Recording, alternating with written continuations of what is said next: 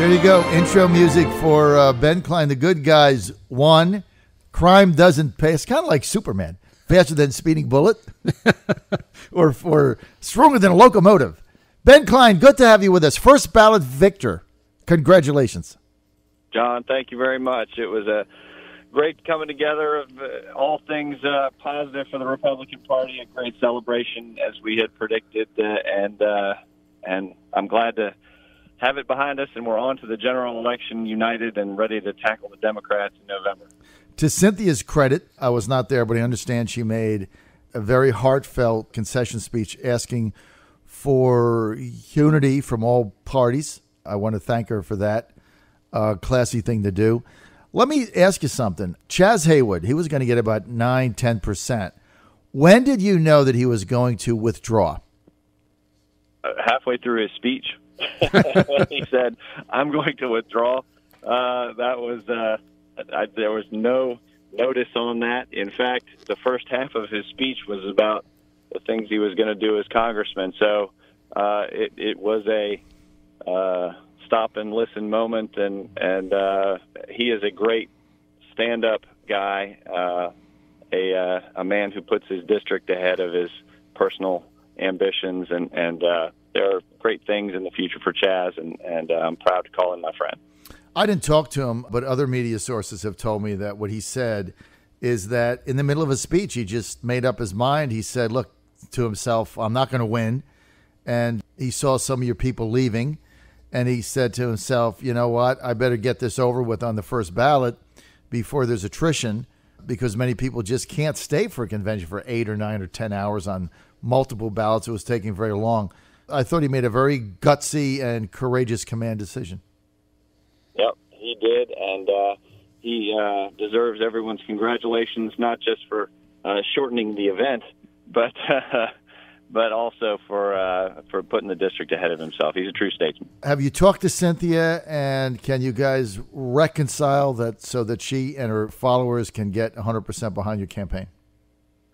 Well, I talked to Cynthia as she was getting up on stage, and I've no reason to doubt her sincerity in her remarks that we need to come together as a party. We need to beat the Democrats in November. She is an eloquent conservative who I believe does a great job as committee woman, and hopefully will continue to play a leadership role articulating those great conservative principles that the Republican Party stands behind. We know, Ben Cline, the other thing is she is a state committee woman. She's a Republican state committee woman for Virginia. So in that role, she plays a big role with the Republican National Committee in allocating resources to the state, who's ever at the top of the ticket running for U.S. Senate, obviously, and then on down. So you're going to continue to work with her. So I'm glad that when this was all said and done, that you guys got together, put the hatchet down, and hopefully you can come forward as one. Looking at the president's potential reversal here on Chinese tariffs, where he's saying, well, now the Chinese have come to the table and said they're going to try to narrow the trade deficit by $200 billion with, of course, no pathway to do that, just more empty promises. A lot of us feel that, okay, the Goldman Sachs influence in the White House, Steve Mnuchin, Larry Kudlow, we know they've been working on the president to, they're now believers in these tariffs. What do you make of this?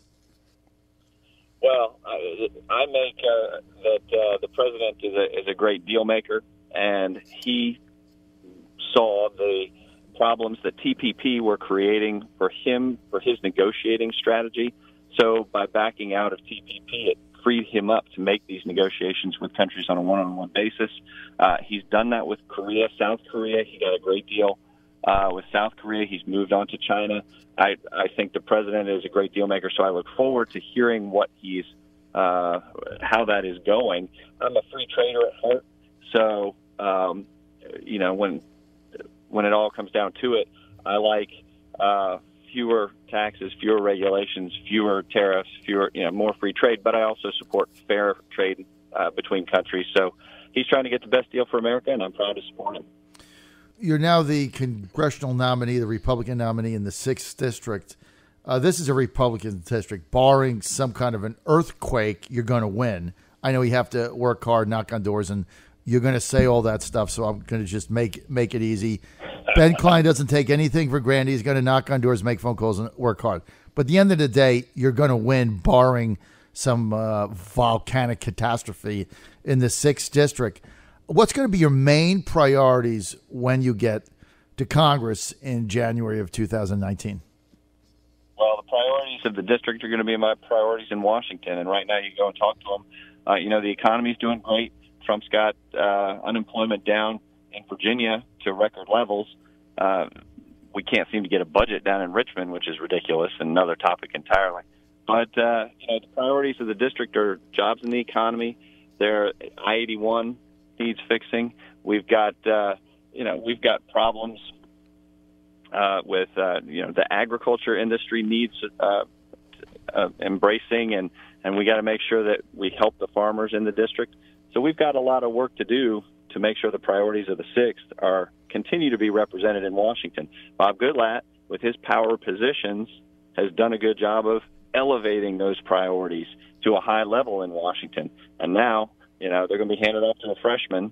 I'm determined to make sure it's a Republican freshman and that we keep the majority in Congress, because God forbid Nancy Pelosi takes over, then all of rural America priorities are gone, because what she refers to as flyover territory is going to be lost in the put behind her, and she's going to be focusing on San Francisco and New York City and wherever her big donors are from. But I'm determined to make sure the priorities of the 6th are the priorities in Washington. So looking forward to hopefully winning in November and getting there. We're with Andrew Vehorn, also in studio. Andrew, go ahead. Yep. Hey, Ben, it seems you won for a lot of reasons, but leading up to the convention on Saturday, you really had a great team in place. I want you to talk a little bit about the folks you brought together. I know you had, from the outside, it looked like you had a few key people that really knew what they were doing and hit all the magic buttons. Randy Henneman, Zach Worrell, Ben Markey, those guys together seem to be the dream team. And a lot of what you're going to do in Washington is going to revolve around putting a good team in place. So talk about kind of how the campaign got off the ground and what you did leading up to the convention. Well, that's a great point. The team we put together was an expert team who knew conventions like the back of their hands and knew exactly what we had to do in terms of hitting the ground running immediately, getting those delegates signed up, and then contacting those delegates, locking them in. If there were some who were either not able to make it, we rented buses so that we could get them there. We made sure that if there were some who had questions about my record, I could sit down with them, explain to them my conservative positions on the issues, and made sure that they turned out. And, we had a great rain. The weather was terrible. We had, situations where parking was terrible. There was only one shuttle bus hired by Mr. Sayre to get delegates to the actual site from satellite lots. So we had at 10 o'clock, there were 100 people standing out in the rain waiting to get shuttles to the convention hall. So we made sure that they got there. It was an effort, but with Randy, Nick, Colette, who ran John Adams' campaign, Zach Worrell, and then the field team, Tyler Adams, who has run my delegate campaigns in the past, Kathy Hayden, who has been a longtime activist in Roanoke, and Josiah Tillett over in Lynchburg. Everybody came together brilliantly, and it was a well-run operation on the convention floor. It really was, and I got to say too, conventional wisdom had said that Cynthia drawing the last spot to give the speech was going to be a great thing for her because she'd be able to come in and be a big closer. Yep. But I think you came out, gave the speech of your life, and really took some of that shine off, and then it just snowballed with each of the following folks, from what Chaz said to some of the other people saying, don't vote for somebody who's broken the law. It really had to be demoralizing for her when she got up there. Well, I think that we were given an opportunity by getting to go first And I tell you, Jennifer gave a great speech as well, and I think that really made a big difference with the delegates. And they were excited, they were energized, and they wanted to hear what we were going to do in Washington, not just a bunch of platitudes and generalities, but let's talk specifics. Let's talk about the president's immigration agenda. Let's talk about ending sanctuary cities and building the wall. And that's what they wanted to hear. So, simply telling a crowd and reiterating to a crowd the specifics of what you want to do for them, and it matches up with what they want. Boy, that's a recipe for a good convention speech. All right, we're out of time. I want to thank Ben Cline for being with us today off of his big victory. Ben, you are the overwhelming favorite to get elected, and we wish you the best. We appreciate always your candor, Ben. You've always come on my show whenever I've asked, and I really appreciate that. And we know that once you're in Congress, you're going to be a regular on the John Fredericks Radio Network, right? No doubt, no doubt. And if that was Dave Bratt who was on before you, I couldn't hear him, but I'm looking forward to working with him and Tom Garrett and other conservative leaders in the House if I'm honored enough to be elected in November. So ask for the vote of all 6th District residents who are listening. And I appreciate the time, John. I'll be back on, no problem. So humble. Thank you, Ben. Appreciate it. And again, congratulations on your big victory. John Fredericks Radio Network, stay with us.